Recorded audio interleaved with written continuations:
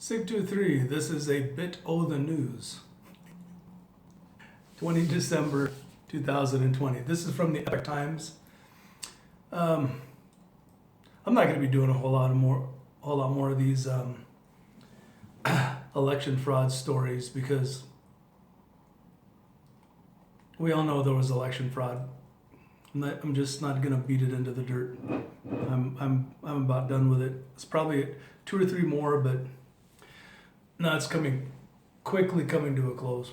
So, Georgia poll workers who raised election concerns get terminated by Zachary Streiber. Poll workers in Georgia who raised concerns about election irregularities were informed this week that their contracts are not being renewed, according to letters obtained by Epoch Media Group. Bridget Thorne and Susan Voiles said they witnessed abnormal actions taken during the election in Fulton County. They've spoken to news outlets and state legislators about what they saw.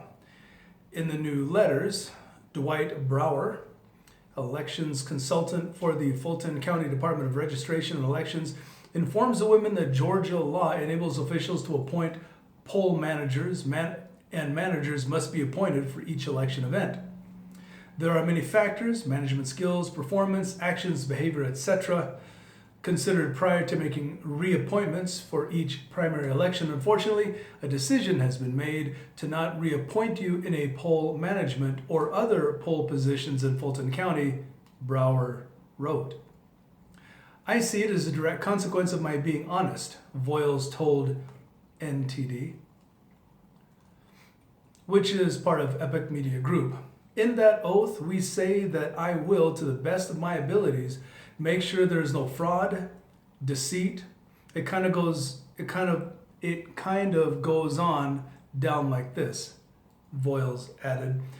So I saw what I was doing was an extension of my job as a poll manager. In other words, I had seen fraud and I had seen deceit. I had seen the things that in our poll readings we were warned to stay away from and to report if we see them. I did, and in this case, at this point, the truth was not received well. A Fulton County spokeswoman, didn't respond to requests for comment. That's a portion of the story from the Epoch Times. And this next one too is from the Epoch Times. Georgia official warned counties not to grant open record requests for voting software in a memo. This is by Simon Veazey. All right, Georgia's elections director in November sent a memo warning counties that voting machine software was not subject to open records requests as public demand was growing for transparency over Dominion voting system software and other electronic poll book data. Multiple counties have reported receiving open records requests asking for data information such as copies of original software for the voting equipment, copies of any software patches performed on Dominion voting machines in the state of Georgia prior to November 3, 2020, general election, as well as copies of any thumb drives provided to you containing software or software updates, states the memo from Chris Harvey, Georgia Elections Division Director. Under the Open Records Act, providing copies of software updates, or thumb drives containing software or software updates is not subject to open records requests, the memo says. In addition, information that could harm the security of election equipment cannot be provided. The memo was made public on December 17 by a local voter integrity campaigner. The Secretary of State's official declined to comment on the matter, but did not deny the authenticity of the letter when contacted by the Epoch Times. It was sent to county election officials and county registrars. The memo also told them they could not release information on KnowInk, that would be KNOWINK, poll book log files, as it contains information protected under the Georgia Trade Secrets Act. Really? And the Open Records Act. Okay. That's a nice one to pull. Those who are convinced of election irregularities in the state have been frustrated by the reluctance of state officials, including Republican Secretary of State Brad Raffensperger and Republican Governor Brian Kemp, to scrutinize the voting process more closely. Georgia's House Speaker on Thursday announced that he's seeking to replace the state's top election official amid a barrage of criticism from the GOP, President Donald Trump, and a bevy of state lawmakers. Georgia's House Speaker David Ralston, a Republican, told reporters in Atlanta that he's going to try to get a constitutional amendment passed that would take the power to select the Secretary of State from voters and give it to legislators. I think it's time in Georgia that we took an alternative way of electing our Secretary of State, Ralston said at a press conference. I'm dead serious about this. Okay. I think it's time in Georgia that we look at an alternative way of electing our Secretary of State. No, I just said that. Whatever. A lot of this is just a lot of political nonsense. It's really meant to give the people the runaround. That's really all it is. It's like a three-card Monte or the shell game. Things just get shuffled around.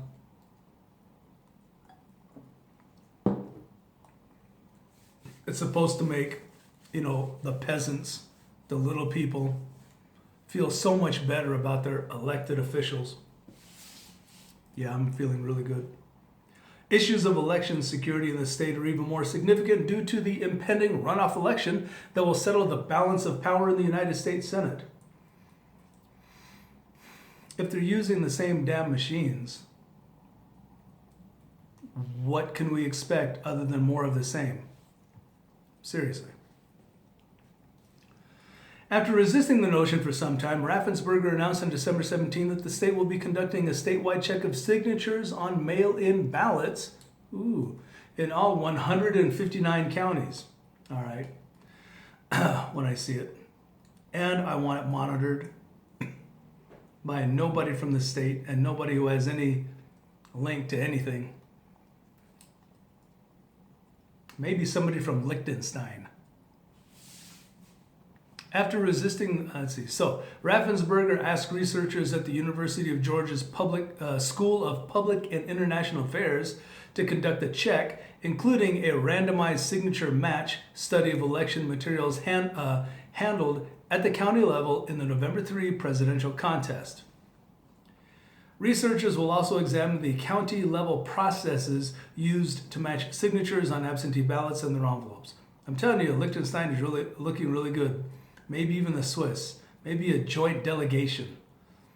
They can send people over because at this point, I don't trust any of those people. Zero as far as I can throw this building. So yeah, maybe the Swiss. Maybe. So next, from PJ Media. As bad as that hack of U.S. government agencies was, it's far worse than you think.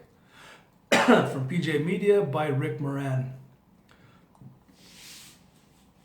Information about the massive hack of U.S. government networks just keeps getting worse and worse. Now we learn that America's nuclear infrastructure was probably compromised, starting with the Federal Energy Regulatory Commission, which oversees a broad range of nuclear activities and includes the NNSA, National Nuclear Security Administration.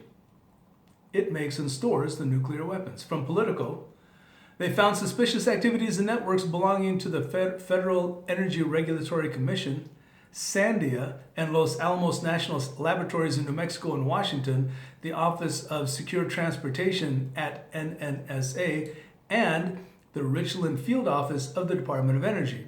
The hackers have been able to do more damage at FERC, Federal Energy Regulatory Commission, than the other agencies, and officials there have evidence of highly malicious activities, the officials said, but did not elaborate. It's not likely the hackers were able to penetrate the really sensitive information. The Pentagon says that the malware employed only affected business systems. Quote, at this point, the investigation has found that the malware has been isolated to business networks only and has not impacted the mission essential national security functions of the department, including the National Nuclear Security Administration, Heinz said in a statement. When Department of Energy identified vulnerable software, immediate action was taken to mitigate the risk, and all software identified as being vulnerable to this attack was disconnected from the Department of Energy network. The Office of Secure Transportation at the NNSA transports nuclear weapons and moves them around the country. Oh, good. They travel in nondescript trucks with non-uniformed personnel. While the routes and other specific information are probably well protected, you have to wonder what's in the business network that so interested the hackers. The media is eager to find someone to blame Trump, but it's a non-starter. The best cybersecurity in the world failed to catch one malicious piece of malware connected to SolarWinds software, and the result was a disaster. It's hard to see how Joe Biden or any other Democrat could have stopped it.